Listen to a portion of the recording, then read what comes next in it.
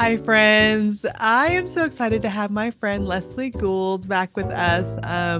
We've talked before about one of the other books in the series, but I cannot wait to just dig in to the story, into the history behind it. But first, Leslie, welcome. And why don't you just start by telling us a little bit about yourself? Okay. I've been writing fiction for over 20 years. I've had over 45 books published. I love history, so lately I've been writing dual time stories, and I find those so rewarding.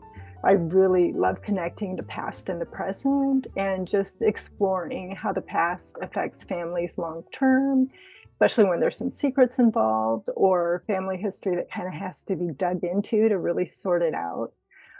So that's what I've been doing lately with my Amish stories. Hmm. And this new book by Evening's Light is the third in my Amish Memories series. And you know how it is, it's so bittersweet. You're so sad to say goodbye to characters from a series, but it's also really satisfying to really complete a large, just fictional story arc. Yeah, it So, seems like you live with these people, like you yeah. know them, and this is Mhm. covering extended family members, and so you are truly digging into the present.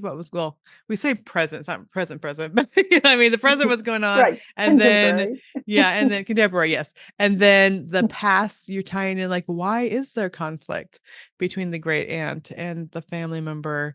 And I'll say just passed away because that's right in the beginning chapter. So we're not giving any too much spoilers there, but what's Right. going on? And I love that we know that there's conflict, and immediately we jump back and we're going to figure out, okay, what is going on in the past. So for those who aren't familiar, let's just go through a little bit, just explain a little bit about the first two books. And then we'll dig into this one a little bit deeper. But I will just say I love the series. Um, and I think it was the first one that I started listening, not realizing it was dual time, and I was Mhm. fully enjoying the contemporary story, like, "This is fascinating." All of a sudden, it switched to the past, and I was like, "Oh, I love it even more." Oh, So, yay. I will say, so it's not like, sometimes, I don't know, one storyline is weaker than the others in some cases. I don't feel that way at all. I feel both, storylines, there's just as much conflict, just as much inner relationship stuff happening where you can fully enjoy either the contemporary or the historical, but together it just adds this other layer. So great Oh. job on that, because it was just like so exciting when I realized like, oh, this is a dual time and we're stepping back in history. So yeah, Oh. let's start with the first one and then go through the first two books in the series, and then let's dig into this one. Okay. So the first book in the series, um, is A Brighter Dawn, and the contemporary stories are about 3 sisters who are Mennonite and live in Oregon, Mhm. and this isn't giving anything away either. In the first, story, their parents are killed in a tragic accident, and they end up going to Lancaster County to live with their Amish grandparents whom they've never met. And as Ivy, who's the oldest sister, digs into this accident that their parents died in and other things, she starts discovering secrets and thinks that there's more Mhm. to the accident. And at the same time, her Aunt Rosine, who at that time is in her 80s, starts to tell her a story about her great grandmother who went to Germany in the late 1930s and lived with their Mennonite relatives and what Claire had to deal with there and the decisions that she had to make. And Claire's story ends up giving Ivy confidence and really challenging her to discover the truth about what Mhm. happened with her parents too. But the premise of the book is years ago I was researching something else and came across that the Mennonites in Germany supported Hitler, and I was like, why would they support Hitler? So I really dug into that and researched Mhm. that, and this isn't giving anything away either, and it, comes back over and over in the book. They chose to support Hitler even though it was obvious that there were a lot of flaws way early on with Hitler's ideology and the government that he established, but they were more frightened by Stalin, who had starved millions of people in Ukraine in the early 1930s, including Mennonites. So that's the premise of the first book. And the second book is Brenna's story, and she's the middle sister. She struggles with depression and anxiety. But she befriends an Afghanistan veteran in her, um, an US Army veteran who served in Afghanistan in one of her college classes. And then she's really challenged, even through her depression and anxiety, to see how she can help him. And then at the same time, Rosine tells her story about how the Mennonite family in Lancaster, Pennsylvania, because these girls have both Mennonite ancestors and Amish ancestors, had German POWs work on their farm. Mhm, mhm. So then that's a whole nother story. And in that story, the middle sister in the historical setting, Martha, ends up having to oversee these POWs, and she becomes involved with a man who works for the Red Cross, who does a lot of work interviewing the POWs. And at the time, um, 2,000 POWs escaped, German POWs escaped while they were in the US, which is just a fascinating story. And, all of that interaction and the conflict and the spying that was going on for Germany by US citizens at the time, too comes into the story. So there's just a lot going on in that story.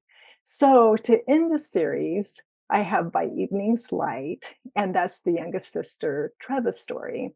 And at the beginning of the novel, she has been in Haiti working in an orphanage, comes home depleted, exhausted, and heartbroken because, Heartbroken, it's so sad. yeah, I know, it's so sad. Her first love, has broken up with her. And, the writing was on the wall that this wasn't going to work. Mhm. But she's absolutely heartbroken, and her plan is to escape.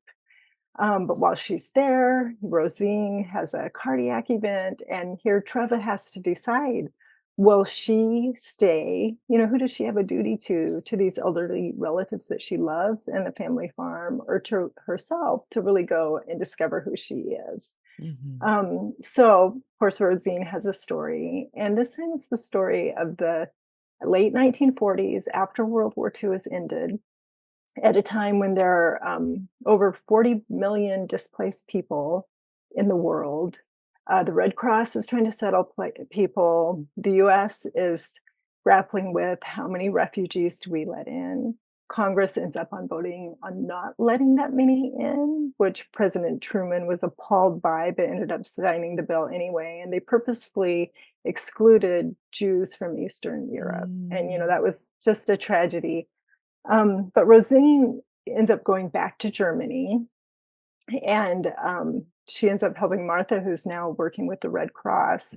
And what comes out of that, and the research I put into that, was people in different areas of life. There were missionaries, there were Red Cross workers who ended up working as spies.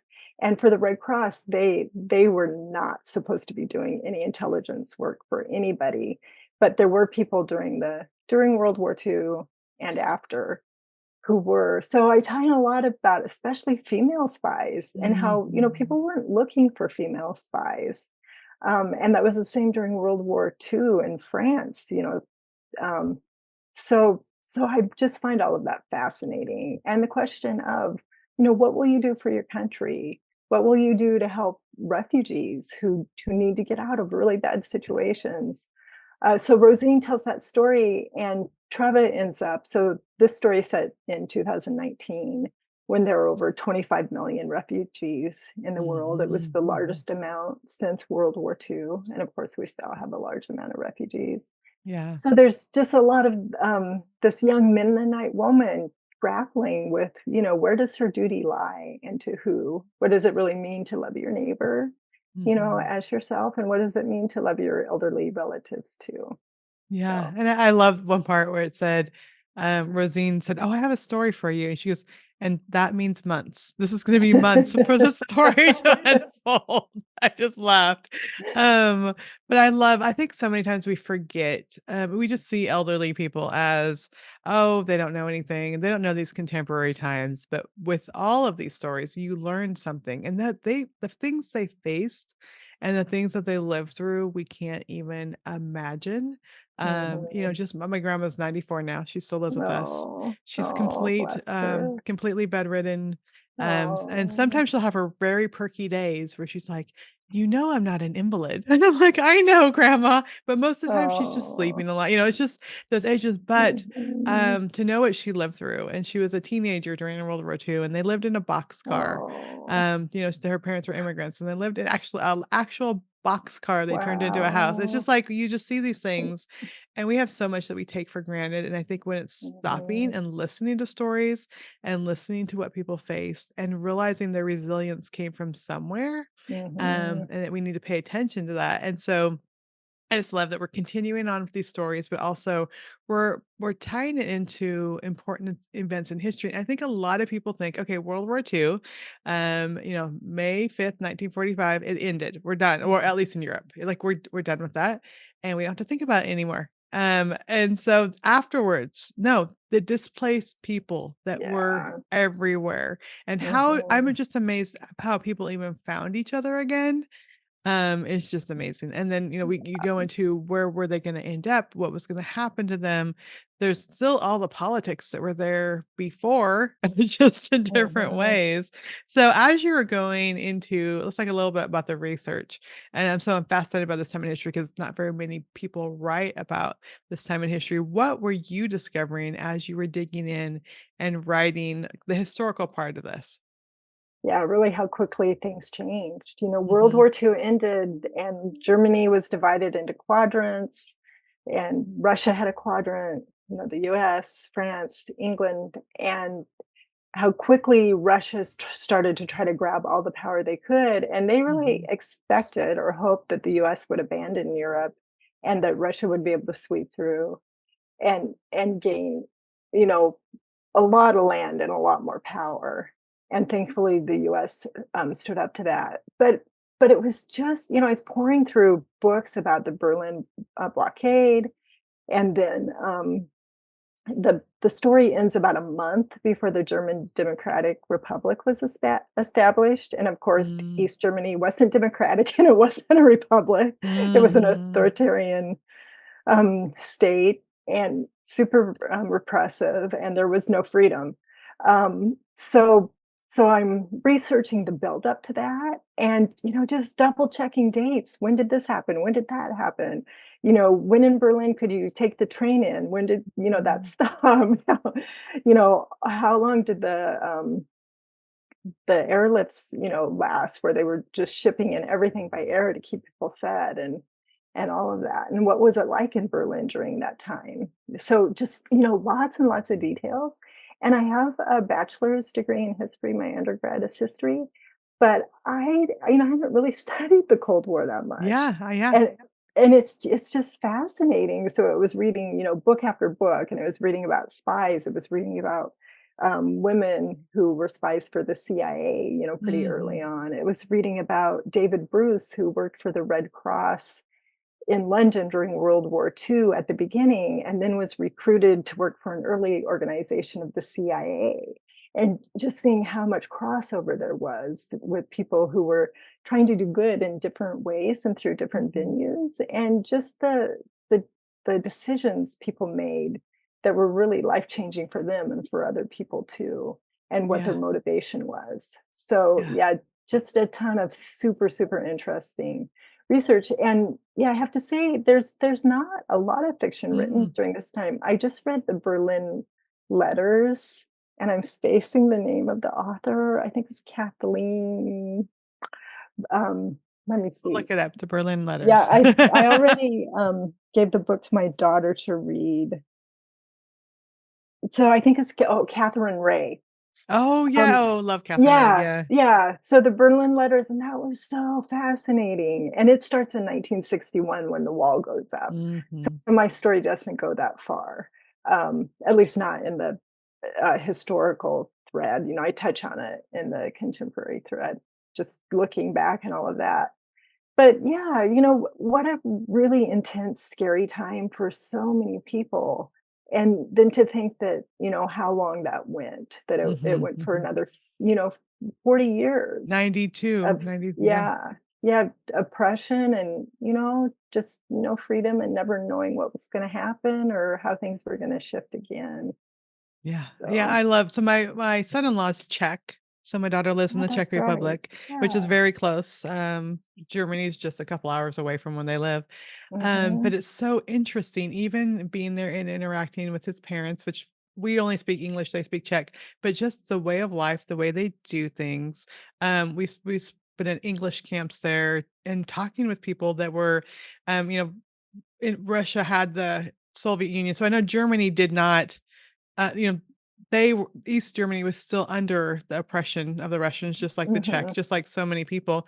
But, I talked to one man, he was a young man when the Russians came in, and he said in the newspaper, he had it printed, "If you have come to help us, why, are you enslaving us? And we just have to do what you say." And so he would end up going to prison for that statement for 9 years. 9 Wow. years in prison for calling out that they were being oppressed after they just got finished with World War II. So, I think Yeah. there's so many things that we don't understand until you talk to people and the way they live, the food is so simple, a lot of potatoes, a lot of Mhm. cabbage, like very plain food are the foods they eat because that's all they had. Even like Mhm. this is my generation. So this is, Hans's parents are my age. And it was just a completely different thing, and we often forget about that and what people faced after the war. And then I was doing Mhm. a virtual tour, during 2020 when everyone was home and we're trying to find stuff to do, and there was one in, Budapest, and there was this statue of our great hero in history, Ronald Reagan, and I was just like, I don't think the Americans see it the same way that he is our great hero of history because he was the one that brought around all the change that led to their freedom, and I'm like, "Wow, we just think of him as this very simple president that was a movie star." I don't know, just it was like this eye-opening Yeah. thing, and I think it just helps us Mhm. so much when we can read fiction and where we're walking through people's shoes, and I Mhm. love that you have dug through all the books and you figured out what was happening in what times, and you're helping us see what people were experiencing during that time. So then now we are informed. And when we see things happen around the world, we're like, oh, I could see why they're really upset about this and this because this was happening. Or they have Mhm. memories. There's people that still have memories of post World War II, what was going on and all the Mhm. oppression and so many things. And I love that historical fiction can take us there and it can take us Mhm. into those places, so we're living it out, and I know I've learned more by reading historical fiction than, like, what I studied in school, or Mhm. writing historical fiction, I'm Writing sure it, you feel the right? same, yeah, you just have to learn so Right. much. It's a lot more than a term paper. Mhm. Yeah. Yeah, I love it. Right. And just your story about the man who was in prison for 9 years for speaking out. I mean, we take freedom of speech for granted every Mhm. single day.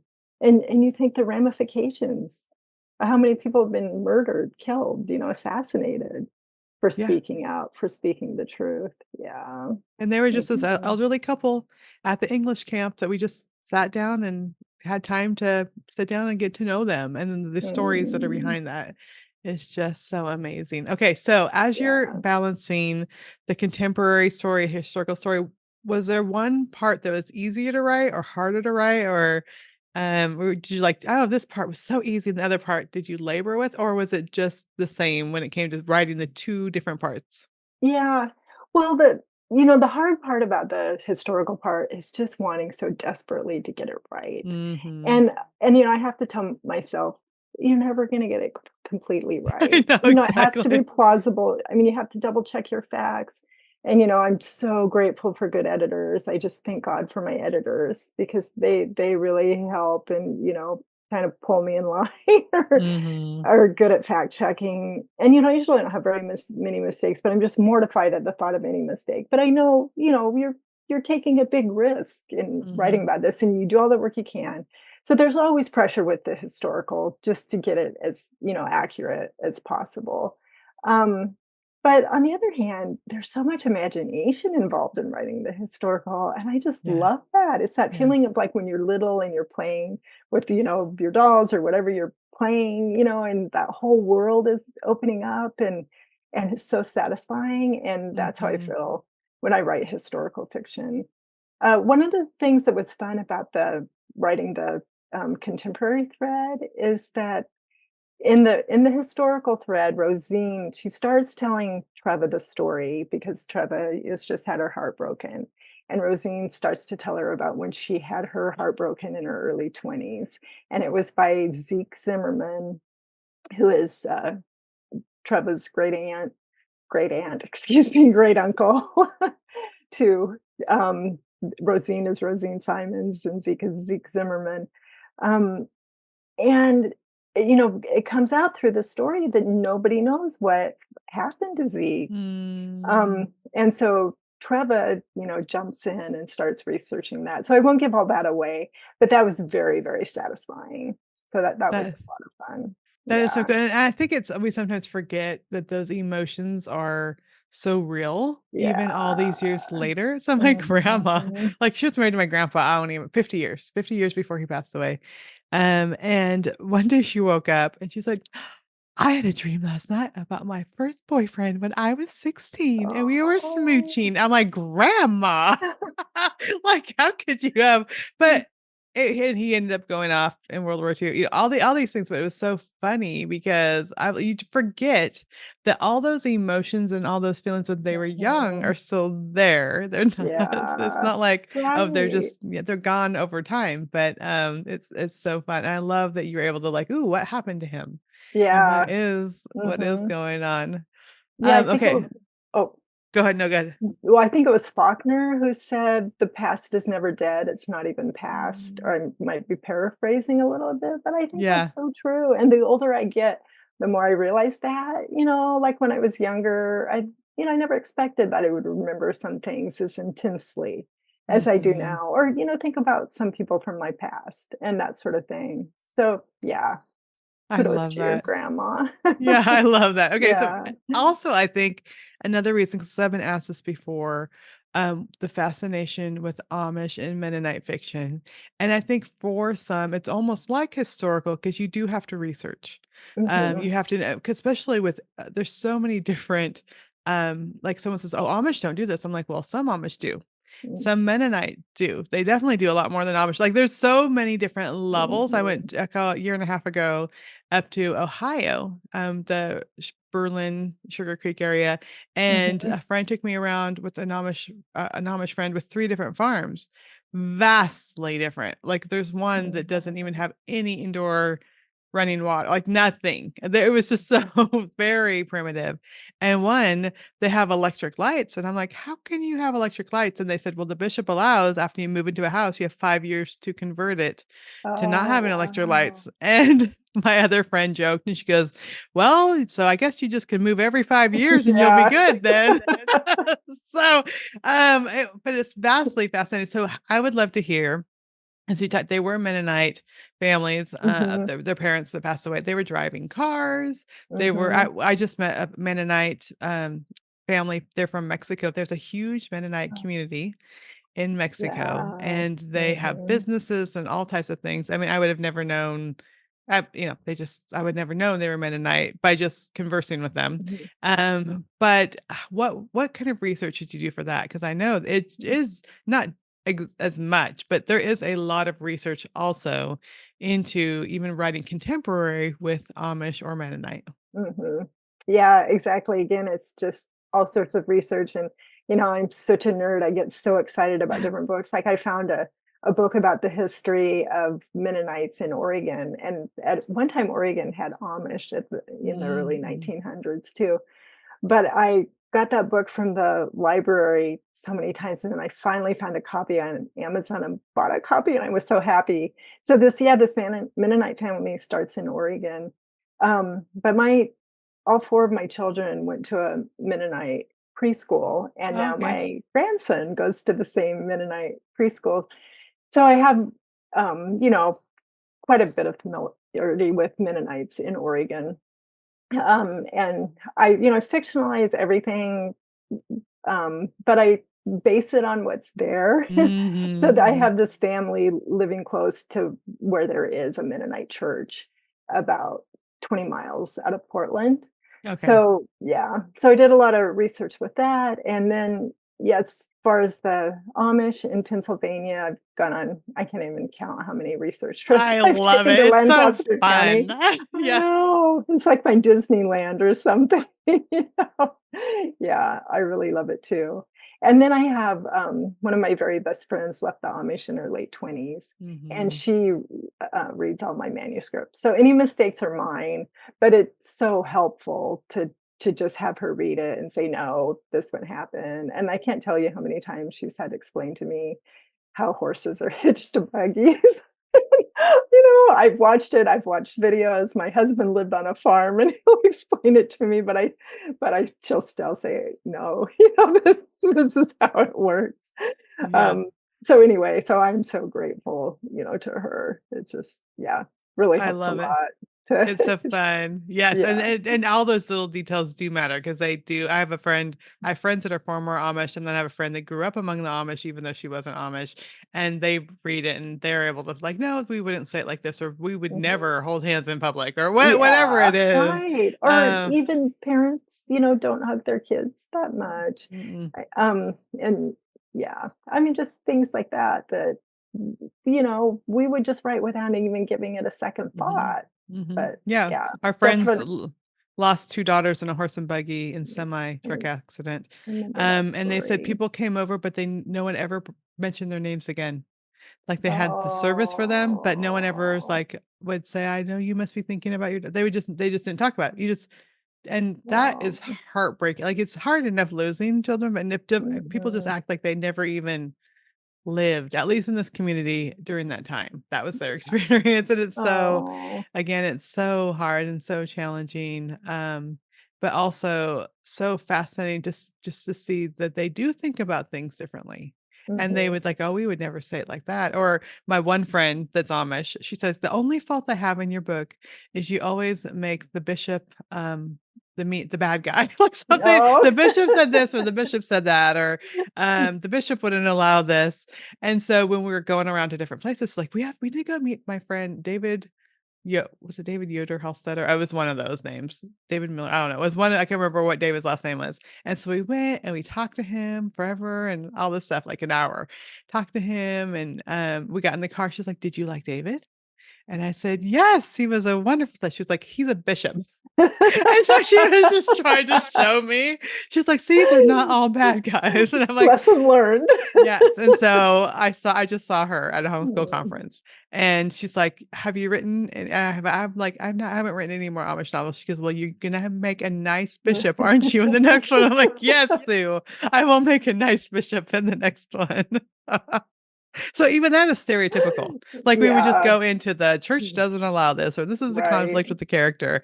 I'm like, Mm. "Okay, we definitely not gonna have that conflict whenever I write an Amish novel the next time." Well, I think I've just been convicted of my story that I'm working on right Oh, now. no. Well, don't let Sue Sue see it. Well, one of my goals in the rewrites was to soften up the bishop, so I'm headed the right Oh, direction. there you go. Okay, yeah. You gotta make someone else the bad guy. Yeah. Oh, but it's so Oh. fun. But it is so fun that we can, I mean, we build relationships, we can explore new worlds, and then I always think, like, when I'm writing, like, God is doing something within me also. Like, Mhm, yes, it's for the reader, but yes, I'm getting new insight on things. I'm understanding things better. The spiritual arc usually is something that's applying to my life. So, mhm. we'll end in this before we have tell everyone where to find all the things. But how has God changed you as you've been working through the series? Yeah. Well, one of the things, that I've really been thinking about a lot is, just not taking democracy for granted and Mhm. we're under the umbrella of democracy and how quickly things can change. I mean, how quickly things changed for the Germans in just a Mhm. very few short years that they allowed someone who was basically a con man to, Mhm. Mhm. con them into a government that was detrimental to so many people, including Yes. themselves. Yeah. So I think just to really have an awareness, I think we have a civic duty, to educate ourselves and be aware, Mhm. and of Mhm. course to vote and that sort of thing. So that's just something that's really been reinforced. But one thing, especially with this story, One of the things that the story explores is like who stays and who leaves. You know, who stays in a Mhm. family, like on the family farm or the property or in the hometown people have been in for generations, and who leaves. And oftentimes the people who leave are kind of glorified and they're explorers or, they're adventure some people or, they take risks and all that. But I think there's a lot to the people who stay and, Mhm. keep the home fires burning, make the family farm survive, that sort of thing. And just, in my own life, just recently, before the pandemic, I was teaching at a local university and I loved it. And I just really love college age students. And, these books I write with young women in their 20s, their lives just really resonate with me. Yeah. um, but after the pandemic started, I took a year off teaching, and then I ended up not going back, and I felt kind of, no, not like I failed, but I just wished I had the energy to keep writing and keep teaching. Mhm. But one of the things that happened was we had a grandbaby born in 2020, and now we've had another grandbaby born.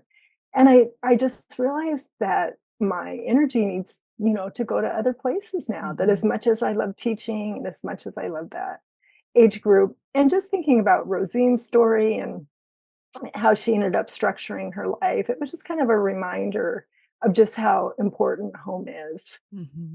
And that oftentimes, God asks us to give up things even if we really, really enjoyed them.